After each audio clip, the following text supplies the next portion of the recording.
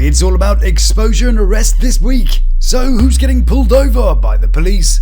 Did Juju's mum Sherry get done for drink driving and get suspended from nursing? And what happened when Garrett's girl gets arrested? To answer this and many more questions, allow me to take us back to the beginning. Hello and welcome to Lawd Lukan. It's time to put your hands on the hood and spread them as we get a pat down from another episode of Life After Lockup. On today's show, there's a confused doorknob. What happened? It's not looking good for Damodrick's innocence. Oh my God. Millz's doing some freestyle. There's nothing to see here, officer. Troy chucks his dad on his head. I love this man so much, he gonna live with me forever. And Damodrick is having some toilet troubles. Too big. All this and more right here on the Lawd Lukan channel. So it's like, it's complicated. Salutations, bon matin, and away to you. Big loves to those who've subscribed, you beautiful people. And a Ceratrodon luxury box to the lords and ladies of the Lukan Manor. First slice of pie today is flavoured with Quiana, Damodrick, and Wally. Ugh, can you imagine what that might taste like? Well, I don't know what's in it, but I'm guessing a slice will cost you $20. Today, though, we have a plot line with a deadline, as Damodrick and Wally are in Quiana's garden, and Quiana is heading home with Mid-Shape Shack. Ooh, a bit of jeopardy for you. But Damodrick is blissfully unaware of the impending doom, as his hands are currently full of Wonky Wally's predicaments. You the problem, not me. Oh my God. So where do we sit on the whodunit so far, my delightful muffin? Let's look at the suspects. Ooh, and let's add some suspenseful music. Kids have been at the playlists again. Hold on, let me just... there we go, that's better. So, here are our suspects. Quiana stands accused. She has the motive, but does she have the balls? Is her silky smooth persona just a cover for her nocturnal sabotage? Or was it an inside job? Would Wally vandalise her own car just to get at Quiana? Now, she's a bit stupid, but is she stupid enough to do that? Particularly if she's got footage from that night. What if she was silly enough to have done it herself and then showed the footage to the police? Attention all cars, be on the lookout for Andy Warhol. But someone who might be that stupid is Damodrick. If it was him, which is looking more and more likely, what was his motive? To frame Quiana? Or just get a bit of anger out? I think somewhere in that vacant space between his ears, Damodrick did it and somehow didn't think he would implicate Quiana. That might explain why he gets so stressed when producers push the question. Do you deny these allegations that Jawalia is placing on you? They really trying to press charges on Quiana. Somehow I can imagine him creatively lie admitting it to Quiana by saying something like, I did it for you, babe, and trying to make himself seem chivalrous and thoughtful, while sort of shifting some of the responsibility to being in love with Quiana. You know, sort of trying to find a way to make it sound like it was a romantic gesture or something. But Detective Damodrick has a new theory. And I've got to say, Twist fans, I didn't see this coming. It ain't got nothing to do with me. It looks suspicious on your part. Yeah, you know, where were you on the night in the question, huh? Have you been loitering around the Wallymobile late at night? Well, I think you and I need to go downtown and bash a few things out. Anyway, the only evidence from the crime scene is the video footage of a person matching Damodrick's height, build, walk, outfit, who was identified by Wally as being Damodrick, being in the area at the time. So, you know, what a mystery. But there's no time for that now. We've got a race against time happening. Damn it! Hold on a second. Yeah. Quiana is on her way home, but Wally is still there. Will she catch them in the act? Will it be... No. She sort of drives away and Quiana follows shortly after. While Damodrick tries to look innocent by doing his impression of housework. Oh, hello, darling. Don't mind me. Just fluffing a few pillows. Bet he would have fluffed a few more pillows if those pesky kids weren't around earlier. As ever, I've got to give an honourable mention to Jerry. Old Jizza. He's such a nice guy. Oh, thank you so much. You're welcome. Be safe. Will do. I'll watch you through the door. Alrighty. Plus, he's loving Damodrick unconditionally. Even after Damodrick did kind of accidentally get him raided. I told my school that my dad smoked weed And then, like, not too long after my dad got raided, so I kind of felt like it was my fault as a kid. Whoops. But Jezza, oh Jezzy Poo, he doesn't hold a grudge. He just keeps on being the best dad on Lalu. Good job, Jerry. And from one stretch to another, Damodrick has a problem in the toilet. Too big. You probably need some more fibre in your diet, son. Meanwhile, in the Wally mobile, Wally is also deducing with intent. Like, I'm the problem or y'all's problem, and I'm not. I think she's pretty convinced that Damodrick is guilty, but will happily trade that for his body or his nice glasses. He does have nice glasses, though, great shape for his face. But Wally's interested in more than his rims. Now she's holding all the cards, and will only do what he wants, just as long as he gets rid of Quiana first. Until I figure out what's going on, I'm not dropping no charges, I'm not doing nothing extra. But right now, Wally says she's all about her boys, Just build a new life for me and the boys. and that she's just trying to get along. Is he pulling me over? Oh, I don't know, maybe he's just showing off the lights that he got for his birthday. What the fuck do you think all the lights and sirens are all about? Maybe he's just bored and wants to say hello. Maybe it's the fashion police wanting to talk to you about that wig. But Officer Fandango isn't here to party. No, he wants answers. Excuse me, madam, do you know you can't drive your shed on the highway? It's fun when they censor some of the sentence. Looks like they're swearing. Good afternoon, I'm Officer Bastard with the motherfucking police department. I don't got time to be going to jail. More on this later on, but now we're going from one anticlimax to another. There's no one more anti for a climax than Brooke and JK. Well, this week, JK seems to have a handle fitted to the back of his head. You know, like, I gotta find out from my dad that Alex is pregnant. And since hearing the news from his dad that his ex-Alex is pregnant, while the dad was busy being attacked by a tree, he's very confused about all this pregnancy business. I've had sex with Alex, but like months ago. Hey. Which is pretty much how babies work though, isn't it? You put a deposit down and then give it a couple of months. But as we pull up to the third most wonky thing in the series, next to JK's timeline and Wally's all this fiasco, he wastes no time beating around her bush. What you need? Why you here? You know I'm here. A quick fumble and a sense of guilt. So you're not pregnant? I am? But with his major in biology and a minor on the way, Professor of Gynecology JK has processed the numbers and fiddled with his algorithms to provide top quality analysis of the situation in hand. Yeah, if he'd used his hands, we wouldn't be in this predicament. You don't even look pregnant. I am. Good job, Dr. Wow. I don't think he's in any position to say who looks pregnant or not, frankly. And a man saying anything about a woman looking pregnant is wandering through a minefield of potential problems. The phrase, "ooh, you don't look pregnant," could be met with, "yeah, thanks. Are you saying I always look like this? This is why us men should avoid the conversation of tumminess at all costs." Although here's a tip for the boys. If you ever get caught in that situation, the best way out is always by saying, "I thought you were radiating a glow." Yeah, see? You're welcome. But in JK's defense, it is kind of hard to tell if she looks pregnant or not. And I don't mean that in a nasty way. The only shot we get, which is in that area, was when Dave the cameraman forgot to focus the camera. Oh, Dave, you had like one job. So we get a kind of silhouette of her to me. In my not very educated opinion, it looks a little bit low for a baby bump right now. And if she's only 8 weeks, as we're led to believe, baby's about the size of a raspberry. So she might not show all that much. Unfortunately, I ended up with a beautiful blessing on the way. And he's like, cool, so did you order lunch? Oh, yeah, the baby. Yes, of course. So, no lunch then? So, to prove her point, Alex heads off to get the sonogram for attending physician JK to analyse. What this is? Well, it's not the fucking receipt, is it? At least it's not one of those 3D ones, where it just looks like some weird goop. And your mate pulls out one of these new 3D pictures of his kid, all proud. Hey, check out our baby. And you're like, what the hell is that? Delightful, congratulations. But wait for the dates. This is 11/22, the day that I found out. Hang on a second. So if she got a 7-week scan on the 22nd of November last year, then that would put the conception date around the 4th of October, which means baby was more likely born around the 4th of July this year. So JK Jr. is already here. Now with Brooke looking like she's got a +1 in the uterus department too, do you think Jay has gone and managed to get both women up the Duff McKagan at the same time?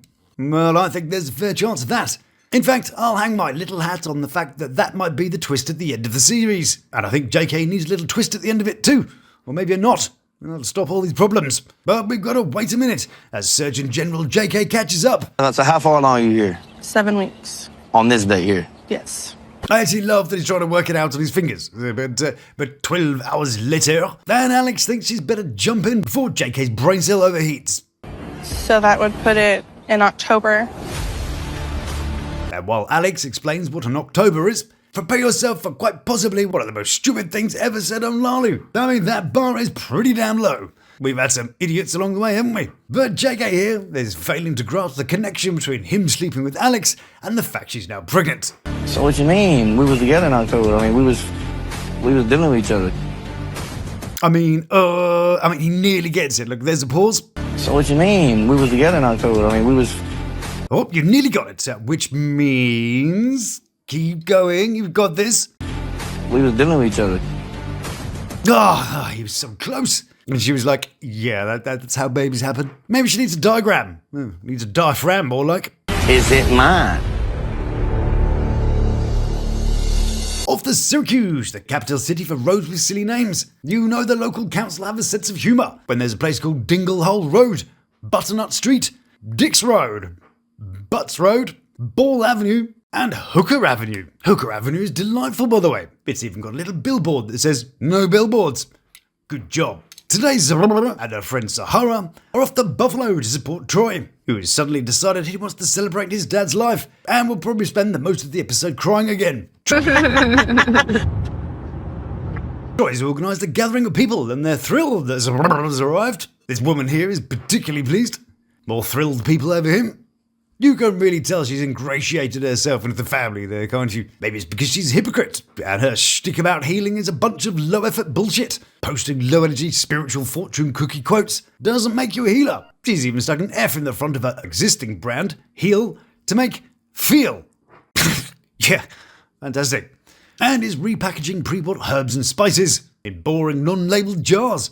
See, no effort, not even a silly Love After Lockup gimmick. Like, you could have a Clove After Lockup, for example. Doing Time, Sage Against the Machine, Guns and Rosemary. See, you could have an entire range of pun-based herb solutions. But nope, just plain old jars, thanks. And there she is, preaching about how she heals and how divine it is to be patient. So, I was thinking this morning, there is divinity in delay. Whilst demanding a whole-ass wedding because she's decided she deserves it, and has waited way too long to be the centre of attention again. Wouldn't it be fun if someone was to, sort of extremely politely call her out on the hypocrisy, whilst making it kind of sound like you're on her side? Well, hang on a second. You once said there's divinity in waiting, but you are shown to the viewers as being impatient. Do you feel that there's a disconnect between your healing persona and the one reflected on TV? What would you say to people who might suggest that smoking, drinking, and celebrating wealth contradicts your virtues? Asked in all respect. Yeah, see how nice I was about that. I'll let you know if she replies. But her need for light of the lime variety leads her to act the same here at Troy's special occasion. But there's something missing. Oh yes, it all being about Zeruiah is missing. So she's decided that it can't be all about Troy and his dad, it's got to be about her too. Okay, let's talk. I have to tell you something. Whenever it is, it can't wait for Troy to have his little moment. It has to happen now, so that she can feel better about it. This secret is... Blimey, where did this come from? She looks mad now. Who's annoyed this? This secret is really starting to consume me. Anyway, off now to Las Vegas, so we can get on a plane to New York, with none other than the Millz's. Millz is wearing his finest bin liner for the occasion, and Juju's standing in a hole, by the looks of it. So what are they up to in the Grand Pom? Our first vacation, kind of. Yes, indeed, because they've worked so hard letting everyone else parent their kids and stuff, they're being called what Juju describes as a full-time reality influencer. Sure. Well, what else has Montana Millz been up to? Doing a bit of being a rapper? Well, yes, he has, in fact. In his own words, one of the coolest moments in my life. Thank you, at Mr. McCain. Utah was a lot of fun. Hashtag a bunch of stuff. You did your thing also. God bless. Wow, what's this? Did he have a gig? Did he have somebody performing for him? Wow, I mean, that must have been huge. Imagine that. The coolest moment in your life. Now, I don't know about you, but I'm putting on my brace yourself trousers. I'm going to throw a hang on a second to say, are you ready? So, we get the end of a gig with the crowd are erupting into a frenzy. Oh look, there's like more than 50 people here, and they're all looking at the stage and not their phones. Oh, well that's a big moment right there. But it's not Millz's gig, it's this guy here. He owns the PA, so he gets to be the leader. And it's time to thank the special guests on stage. One more time, you guys make some noise! Oh, here comes the big moment. It's time for his big cheers from the massive audience. You guys make some noise for Busy Boy! I know y'all I see a lot of y'all got some merch. Oh, it's not him. That he was all ready for it too. Who the hell did he think? Busy Boy! Busy blah blah blah. Yeah, I love a bit of Busy Blur. I particularly like the track he did with blah blah blah. You know when you're having the coolest moment in your life, when the guy you're on stage with doesn't acknowledge you. Good job. So, back to New York. That is quite funny that the editors show us Manhattan, busy, touristy, then this hotel. But we're not fooled, are we, my beautiful viewer? We know that this hotel is actually on Long Island City. It's the Wingame by Wyndham. And it's a delightful 3-star number. And if you can't afford the $181 a night, you can stay across the road in this compact and bijou alternative. I love how they've even padlocked it, just in case someone steals it. Oh no, my assortment of kitchen stuff. Or on the same road, for the same money, you could have the Mayflower Boutique Hotel. Boutique. Now, I'm not saying you're likely to get shot or mugged around here or anything. The crime stats are, here is the violent crime map for New York. The green bits are the safest. Grade A, apparently. It's, somewhere. The yellow is a C grade, and the red is an F grade. So if we look at notoriously dodgy areas that foreigners like me might have heard of, we could look at the Bronx. Ooh, that's this pretty orangey red. Then Englewood. Yeah, that's not so bad. Then we got Brooklyn, again, sort of pretty orangey red. And then we got the area Millz is staying in. Oh, that's red, isn't it? Now, if you were to make a little music that describes your sexy times, what would it be? A little jazzy swing, pa-pa. Or maybe a little or maybe more of a sort of a solo strum up. Well, in Millz's head, this is the song for sexy time. Now, what girls wouldn't want a bit of followed by a healthy juju, for one. I don't know what he is talking about right now with all that. Which is what she usually says after a bit of Millzy action. So while Michael's mum Maria looks after the kids as usual, Juju's mum turns up too. Good old Sherry. She's a nurse and stuff. I bet she never gets in trouble.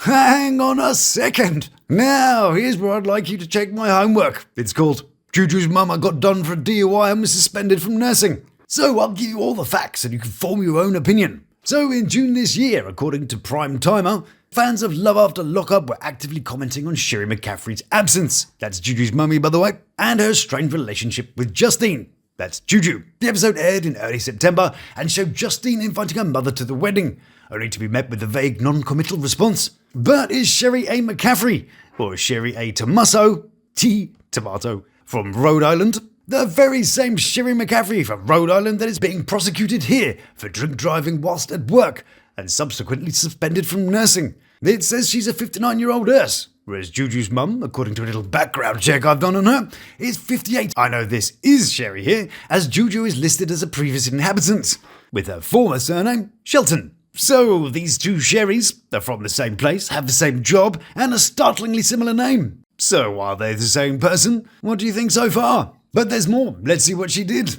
Allegedly, of course. Well, according to the state of Rhode Island Department for Health, the respondent was working at a nursing facility as an agent nurse on the 3 till 11 shift. During this shift, her colleagues noted that the respondent had been taking extended breaks in her vehicle and was difficult to find on the assigned unit. On June the 26th, the respondent did not complete numerous responsibilities for patients, including administration of medication and documentation of treatments. As the shift progressed, the respondent began slurring her words and smelled of alcohol upon returning from her break in her car. The respondent was relieved of her nursing duties due to suspected intoxication and escorted out of the door. The respondent then left the premises, driving her vehicle. At approximately 9:38 p.m, the respondent was pulled over by the Gloucestershire police after police noticed respondent driving at a low rate of speed and crossing over the fog line and double yellow lines. The respondent displayed slurred speech, mildly bloodshot eyes, and a faint smell of alcohol was emitting from her breath. The respondent had multiple open containers of alcohol in her vehicle,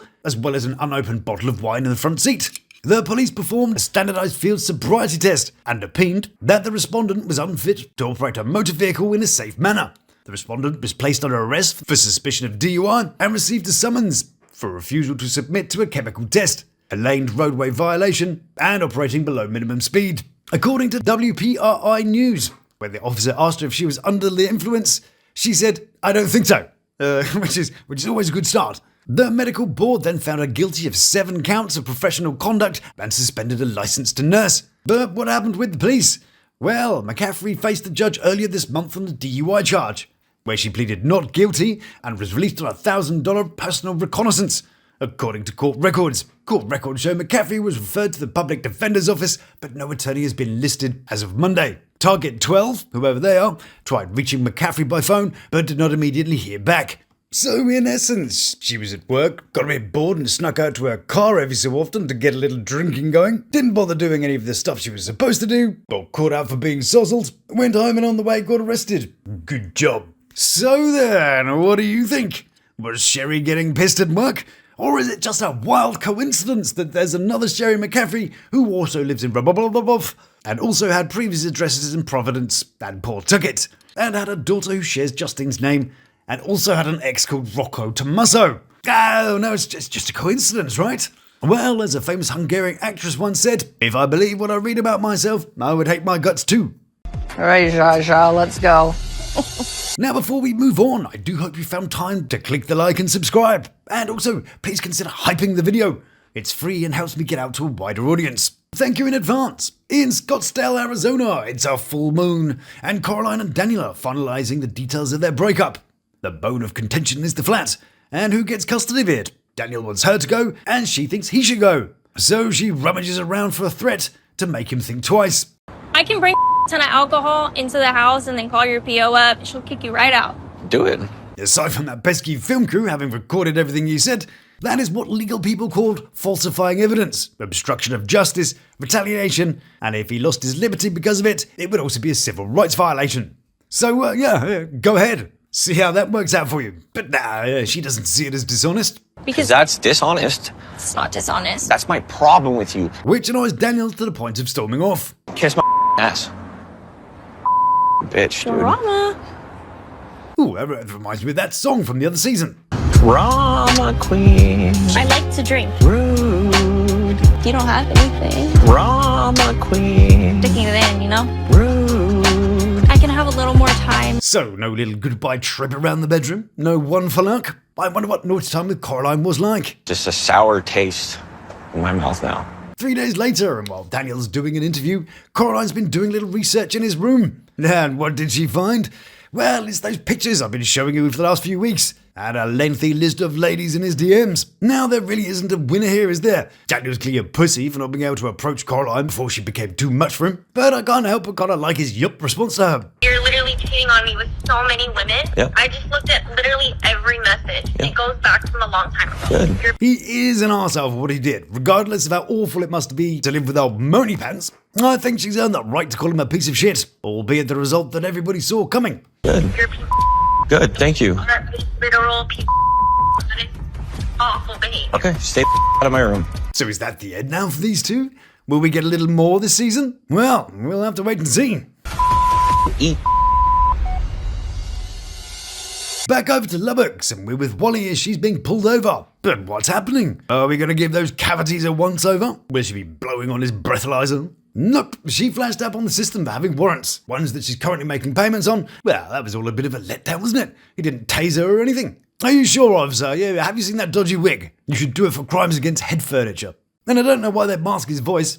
You can unmask it pretty easily just by shifting the pitch 25%. Here's the mask version. You have warrants or something for the city, is that what you're paying on? And here's his real voice. You are going to be receiving 2 citations today for the display of expired plates. You have 30 days to contact Judge. Ah, good old Judge Wanker. Hopefully he'll come down on her gently. But that's not the only investigation going on in Wally's life. Quiana's law firm has sent an agent to see Wally, and he's got an important question. Would you be willing to take a polygraph? But who gonna fail, me or her? I literally have no idea what she said. I listened to it like 10 times, so yeah, good job, probably. Back over to Fart, and we're back with Brooke and JK. Well, it's Alex and JK to be more precise. And JK has a big question with an even bigger build-up. Is it mine?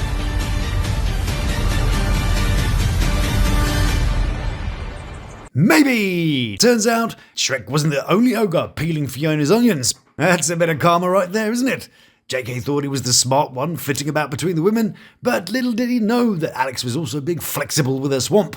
But little do either of them know that Brooke is trying to get in contact with Mr. Lover Man. And the more he hangs up, the madder she gets. I do wonder if she got rid of that tracker on his phone or not. James Keith, I don't know what the you got going on. Oh, I'm finna kill him. Keith, that's what it is. I was trying to guess what JK stood for a few weeks ago and settled for James Kenneth. No points for me this round.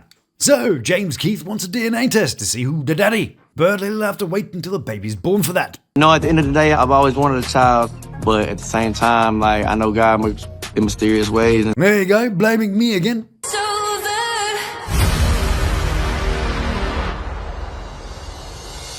Meanwhile, with the man who put the special into all kinds of occasions, it's Zeruiah and Troy. And here we are at the Freedom Park in Buffalo. Look, see, here's where they filmed it. Anyway, as we saw earlier, Zeruiah can't let Troy have all the fun and attention. She needs to drop some news too. So Troy jokes about what it might be. I have to tell you something. Yes, baby. You pregnant? And she is totally pregnant. Look at that. Troy got something right for once. Yeah. Which, of course, makes Troy cry for the 100th time. Blimey, I mean, someone get this guy some balls. I mean, there are limits. Sure, you know, it's fine for a god to cry, but not all the bloody time. I took you through. I apologize for all the hurtful things that I said to you. So, to cheer him up a little bit, his uncle hands over his dad's ashes. I hope he takes better care of them than he did poor Uncle Oscar's ashes. They ended up all over the box. I really hope he doesn't spill this one. Pause for some sort of effect. Anyway, Troy gives us a heartfelt eulogy. Oh, goodness. I love this man so much, he gonna live with me forever. My father gonna live with me forever. It's like, did he just throw his father all over himself? My father gonna live with me forever. His name is Robert Paulson. Okay, Troy. Is he okay? I know that in Hinduism it's sort of traditional to mark yourself with a small amount of ash as a sign of reverence and purification, but I don't think they mean fling it all over you and have a bath in it. I mean, this is probably a really sad moment, but he's got this streak of his dad across the back of his stupid head like a skunk. He'll be finding bits of him in his ears for days. Plus, I hope there wasn't a wind when he did it. Everybody's standing at a few yards behind. Yeah, cheers, Troy. Could have just chucked him in the sea like a normal person. And he's going to get in the car like that, so, you know, be all over the interior of Zeruiah's new car. Cut to people watching, like, what the fuck just happened there? But I mean, this really is a family photo right there, isn't it? Look at that, winners row. They all look like someone tried to clone Flavor Flav and Fat Albert, but couldn't quite get it right. This guy probably isn't part of the family. He just stopped by to watch the crazy man throwing ashes about. Sahara's here too, of course. Hello, Sahara. Or Sahara the Great. Her words, not mine. She commented on my reel about her recently. At Lawd Lukan on Instagram, so, you know, why not come and say hello too? LMAO, girl, I'm not an actress. I'm a bitch from Brooklyn. Good on ya. Daddy, you okay? Yeah. Daddy gonna be okay, beautiful. Over in New York, and the Millz's have arrived at Juju's dream venue, along with Pisshead Sherry, who's trying not to look hungover. Isn't it strange how you start noticing these things? Now you know. I mean, suspect that this person likes a bit of the old falling down water. And it's now that the numbers are starting to add up for Juju and Mumu. And as you and I worked out weeks ago, a 60k wedding in New York, especially at Leonardo's here, is going to be at least double that. So Millz storms off and hints that there's more to this finance that they know about. I haven't been honest. It's just not good. And just when you thought it was safe to go back to the Lalu, Coraline and Daniel pop up again. Well, I didn't expect to see them. Coraline has moved back to Florida so she can get pregnant with Nick. Good luck with that. And Daniel, well, he's sorted a new place too. I failed the drug test for alcohol. I got really drunk a couple weeks ago, and my PO got pretty pissed off. Yes, indeedy. Daniel got hit with the 90-day program, and not the one with Big Ed, after failing an alcohol test. So that flat and that job that he had, well, he doesn't need to worry about them anymore because somebody else has got them. Good job. Was it worth it to get drunk again? No, because I'm back here. And whilst that was the end of the episode, it's not quite the end of the show, as I promised we'd take a look at the footage from previous cast member Garret and his girlfriend fiance type woman, Taylor. Well, allow me to set the scene for you. an alarmed member of the public has spotted some rogue boobies running across a road and has called the police out. The witness who first made the call left the scene before the police arrived. So we can only assume one thing for sure, probably a lady. Because you know, if it was a guy, he'd be doing his public duty by making sure he filmed it on his phone. Then he would have called his homies, not the police. So in charge of the case of the maraudering memories is Officer Simmons. Now we don't get to see what Officer Simmons looked like, but I'm guessing it's probably something like this. So we join him now as he sachets his way into some questioning. Do you know this woman, sir? Yes, okay. My boyfriend is my husband. Okay. What happened to you? And he's like, ugh, yeah, I know her. Yeah, unfortunately. So Simmons' first port of call is doing that questions that cops ask when they ask you if you know you're doing the thing that you're doing. I guess it's sort of a sanity test. Do you know you're acting like an insane person, sir? Or does it just come naturally? Okay, it's not normal for people to run across the intersection with their top off. Shame, really. It'd cheer up your visit to Walgreens, wouldn't it? But I think the booms are a cunning distraction for Officer Simmons and friends. Let's see if it pays off for her. So she steps out of the car, bit of leakage going on. So Officer Killjoy tells her that maybe she should put those bad boys away, seeing as, public place and all that sort of thing. So she sort of obliges. What's going on out here? Just trying to figure out what's going on. My titties are out, but... What's happening? Best day ever for this guy. He got up for work today, just another day of picking up old people and smelly pissheads. But not today, Medic Martin. You get a little treat. All right, boys, close your mouths. You're letting a draft in. So, to fix her bikini malfunction, she just flops the girls out. Well, my titties are out. This guy's kind of looking, but, not looking. Good job, remember to take his shades to work today. But not Martin. He has a good old look. So, the story is that these two, whilst being a bit battered and bruised, haven't physically assaulted each other at all. Taylor wanted to go to Mermaids, a delightful strip bar a couple of blocks from the scene, which is here, incidentally. Then they had an argument about who was going to drive. So, during the questioning, which is pretty much any excuse for Taylor to flash a nipple or two. The car was going this way. I'm sorry. The car was going this way and he tried to go that way. Emergency Eddie here. Can smell onion, so has a sneaky sniff to see if it's him. I literally, we were at... You can even hear the sniff in the audio. I literally... Fried onions and beef.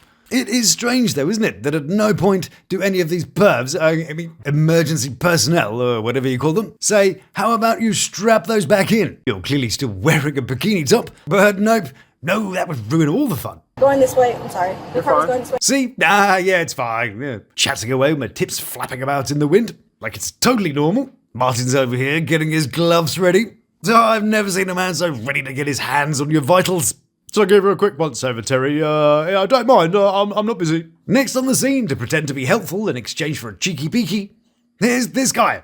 Oh yeah, I just thought I'd make sure you're okay. Alrighty, yes. But don't worry, backup arrives. And they missed all the good stuff. So Officer Don't Check My Hard Drive decided to get some shots for later. All right, we turn this way and I'll show you what I'm talking about. No. Just turn to the side so I can get, there you go. Yeah, that's good. Lots of boobage. Just for evidence, of course. Yeah, I'll delete them after, I promise, yes. Then we get to watch him do a bit of note-taking. Cool, I wonder what he says. Not sure what the top bit says. I think it's something like 2 persons, 1 auto. Then he's writing, no one hit anyone despite, it's DISPITE, Simmons, injuries. Then he writes that he took pictures, that's PICTURES, good boy, of injuries. Oops, that's INJURIES. That's hard work, that, isn't it? So, as Officer Professor Simmons is returning to his car, Taylor's mood starts to change as she starts getting a bit mouthy. Her mouth will get her in trouble, and then she can go back to Atlanta and talk shit. She's decided to get all brave now, and is bragging about having a non-extraditable warrant in Atlanta. Now, they'd say she was talking shit, but I don't really see that personally. Or rather, nothing arrestably so. She was swearing a lot, but they didn't even warn her about that. Or her boobies. Her aggression was directed towards the person in the story she was telling, and not the officer. But they arrest her for drunk and disorderly anyway. And as he puts her in the car, Officer Simmons says, she's going for disorderly intox. So, she wants to talk shit, and I'll be petty too. But she wasn't, though, really, was she? Sure, she was bragging about her warrant, but I think it's his policeman's ego that got violated, not so much the law. Well, if you don't take into account the fact that she's been mostly topless for the last 15 minutes. In the end, she was booked and found guilty of disorderly intoxication in a public place, then given a $500 fine. Good job. So, that, my beautiful viewer, is all I have for today's episode. Thank you so much for joining me and for staying to watch the whole damn thing. I appreciate you very much. And I hope you'll be joining me for the next one coming soon. So if you like what I do, then please do like, subscribe, and check out one of these little beauties. So until we meet again, stay beautiful, love to Mothri, and you take care of yourself. Please subscribe now for our class. Thank you.